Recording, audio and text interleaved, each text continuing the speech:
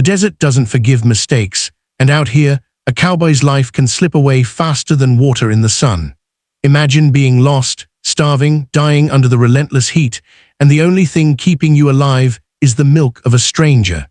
Today's story is one of survival, sacrifice, and an unlikely bond that could only happen in the wildest lands of the West. Before we dive in, make sure to subscribe, hit the like button, and share this video, and don't forget to comment below if you think you could survive the desert. Let's get started. The desert sun hammered down on Colton Hayes with a cruelty reserved only for the dying. He stumbled forward, each step heavier than the last, his boots sinking into the burning sand as though the earth itself wanted to swallow him. His throat felt like sandpaper, every breath scraping painfully. He had run out of water a day and a half ago, and food was a distant memory. The wind carried nothing but heat, and the horizon shimmered with false hope. He knew he wasn't walking toward life, he was walking toward the end, and he felt every second of it draining away. His vision wavered between blinding white and pulsing darkness. He couldn't tell where the sky ended and the ground began, nor could he remember exactly when he had fallen from his horse. All he knew was the relentless thirst clawing inside him. His lips were cracked open, bleeding from the dry air. His tongue felt swollen, useless. He tried to call for help once, but the sound that escaped him was no louder than a dying whisper swallowed by the wind. Even his shadow seemed to abandon him, shrinking beneath the blazing sun. Eventually his legs buckled, and he collapsed forward into the sand. The heat burned his cheek, but he lacked the strength to lift his head. He tasted dust. His fingers twitched weakly, as if his body still tried to cling to survival, but his mind had already accepted defeat. He thought about the people he had known, the wide-open lands he had traveled, and the silent ways men like him disappeared without so much as a goodbye. The desert was merciless, and it had chosen him as its next victim. Just when the world began dissolving into blackness, he sensed movement, soft, cautious footsteps approaching. They didn't belong to a horse or a predator. They were too light, too deliberate. He wasn't sure if he imagined it, but the shadow falling over him felt cool, gentle, protective. He forced his eyes open and saw a blurred figure kneeling beside him. A woman, long braids brushed with red beads swayed in the wind. Her skin glowed warm under the sun, but her eyes held the kind of depth found only in those who had walked through suffering. She spoke words he couldn't understand. The language was foreign, musical, steady, Apache. Her voice carried neither fear nor hesitation. She touched his forehead with the back of her hand and frowned at the burning heat. She checked his canteen and found it empty. She lifted his wrist, feeling his pulse, which fluttered weakly like a bird trapped inside a cage. She exhaled, not with frustration, but with resolve. She could leave him. She should leave him. But leaving a dying man violated everything her spirit still clung to. Dragging his limp body to the shade of a rocky ledge, she positioned him carefully so he wouldn't suffocate in the sand. She tried giving him the last mouthful of her water, but his throat couldn't swallow. His body was too far gone. A different kind of nourishment was needed, one few would ever consider, yet one she still possessed. She hesitated briefly, glancing around the deserted wasteland, then back at the man she didn't know. A cowboy, a stranger, possibly even an enemy. But humanity outweighed caution. She lifted his head gently, supporting him against her chest. She exposed her breast, bringing it to his cracked lips. At first, he didn't respond. Then survival instinct took over, and weakly, instinctively, he swallowed. She held him with a quiet strength, steady and committed, as the desert wind sang around them. Every swallow restored a spark of life inside him. Every moment reminded her of what she had lost, an infant who never survived long enough to need her milk. But now, her body served a different purpose, saving a man who had no one else. Time slipped by slowly, the sun crawling downward as she continued to support him. When his breathing finally steadied, she exhaled a trembling breath. He wasn't safe yet, but he wasn't dying anymore. She covered herself, adjusted his position, and watched him with cautious eyes. When he stirred awake, confusion clouded his expression. He tried to sit, but she pressed a hand on his shoulder, urging him to rest. He attempted to speak, but only a hoarse rasp escaped. She shook her head gently, signaling to save his strength. When morning came, Colton woke again, this time more aware. He scanned his surroundings, disoriented, until his gaze fell on the woman sitting nearby, weaving strands of grass with steady concentration. She lifted her head when she sensed his eyes on her, studying him with calm detachment. He opened his mouth to ask what happened, but she spoke first. "No water," she said in broken English. "Only what I give." Her cheeks colored with discomfort, not shame, but the weight of necessity. He understood instantly, and his gratitude filled his eyes before his voice could. Didn't thank her then, he couldn't find the right words. She turned away, accepting his silence without offense. They spent the rest of the morning regaining strength. She shared the last of her dried corn cakes and a thin strip of venison. He ate slowly, cautiously, feeling strength seep back into his limbs. She remained alert, scanning the horizon as though expecting danger. Everything about her, her posture, her watchfulness, her quiet, spoke of loss. A loss so old it had become part of her bones.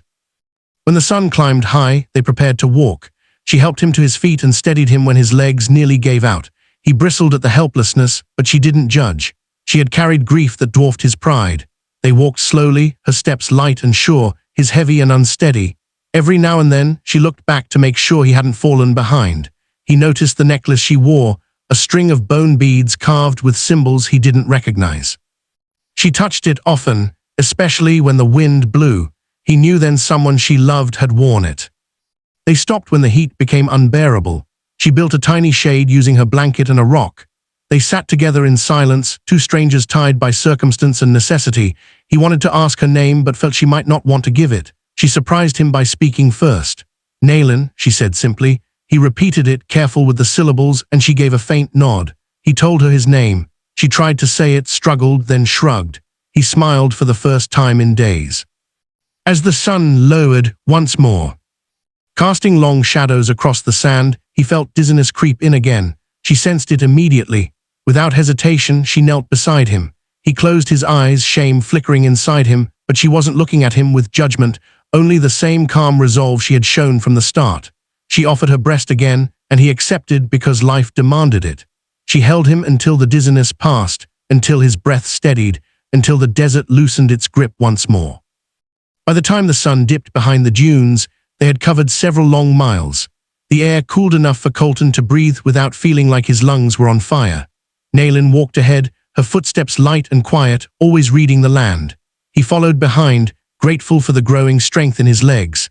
Sometimes she slowed, making sure he kept up. Sometimes she scanned the horizon with narrowed eyes, as though her instincts warned her of dangers he couldn't see. He trusted those instincts more than anything he had left. Night approached fast. Stars spread across the sky like scattered jewels, bright and ancient. They found shelter near a cluster of boulders where the rocks blocked the wind. Naylan built a small fire using dried brush and a flint stone she carried. Colton watched her hands move with practiced skill, efficient, silent, determined. When the flames rose, she sat on the opposite side, her face illuminated by the glow. He noticed the exhaustion in her eyes, the weight of memories she never spoke about. He wanted to ask who she had been before the desert, but he sensed some wounds weren't meant to be touched. As they ate the small meal she prepared, he tried to lighten the heavy silence.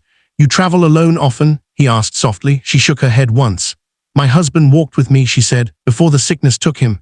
Her voice held no anger, only a quiet ache. He lowered his gaze respectfully. "I'm sorry," he murmured. "I truly am." She stared into the fire, her fingers gently touching the bone bead necklace hanging from her neck. He was warrior, strong, kind, gone too soon. Her words carried a gentle finality, the kind that comes from a wound long accepted but never healed. Colton didn't speak, allowing her to keep her dignity. Instead, he fed the fire, adding more dried brush. The flames flickered, casting shadows on the desert floor. After a long silence, she spoke again, though her voice was barely above a whisper. "I lost more, a child." His heart clenched. He had suspected it, but hearing it made the air feel heavier. "I'm sorry," he repeated, meaning it more than he ever had. She nodded, not looking at him. "My milk remained, my grief remained." Both had no purpose. Then she looked at him, her eyes reflecting the firelight. "Until you." The words struck him deeply, not because of what she had given, but because of what it had cost her to say it. He didn't know how to respond. He simply let his gratitude speak through silence. She accepted that. Eventually the fire died down and they rested. She slept lightly, ready to wake at any sound. He slept deeply, his body finally recovering. When dawn arrived, she stirred him gently, and they continued their journey toward civilization. The desert grew kinder as they approached the foothills, more shrubs, more shade, signs of animals passing through. She walked with more ease now that danger lessened. He asked her gently, "Where will you go, Nayland, when we reach the outpost?" She didn't answer right away. Instead, she studied the distant horizon. "I don't know," she said softly. "My people scattered, my home gone, the desert is my path now." He tried to smile through the sting in his chest. "You don't need to wander forever. There's space in this world for someone like you."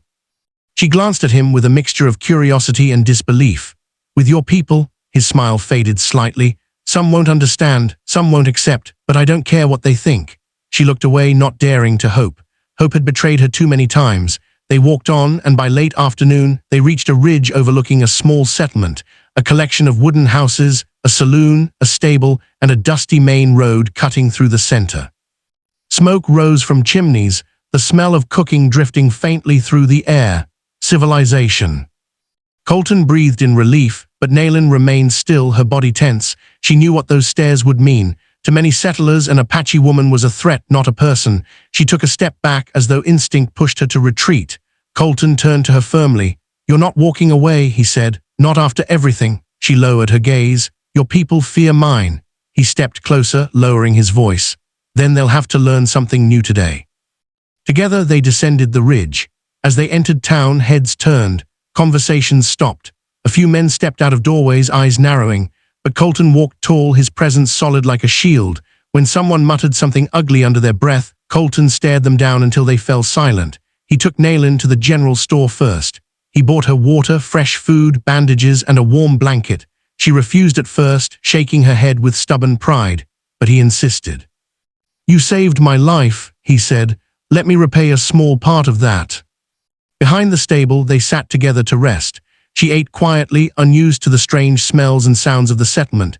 He watched her, realizing that he didn't want their paths to separate. He cleared his throat. "Nayland, I have a ranch. It's not much, just land, some cattle, a roof that leaks after heavy rain. But there's room for you if you want it." She stared at him, stunned, her eyes filling with uncertainty. "Why?" she whispered. He struggled for words. "Because you're strong. Because you're kind. Because you deserve a place where no one looks at you like you don't belong." She looked down at her bracelet, the one she had made from woven grass during their journey. She touched it softly, then touched her necklace. After a long pause, she stood up, walked closer to him, and removed the bone bead necklace. Gently, she placed it in his hands. "This is all I have left," she said. "It belonged to my husband, to my child. I give it to you." His breath caught. "Nayland, I can't take this." She stepped back, shaking her head. "You must, so you remember. You live because of me. I live because of purpose." He closed his fingers around the necklace, feeling the weight of her past and the depth of her gift. When he looked up, she was watching him with eyes full of quiet strength. He reached out, offering his hand, not forcing her, not expecting, just offering.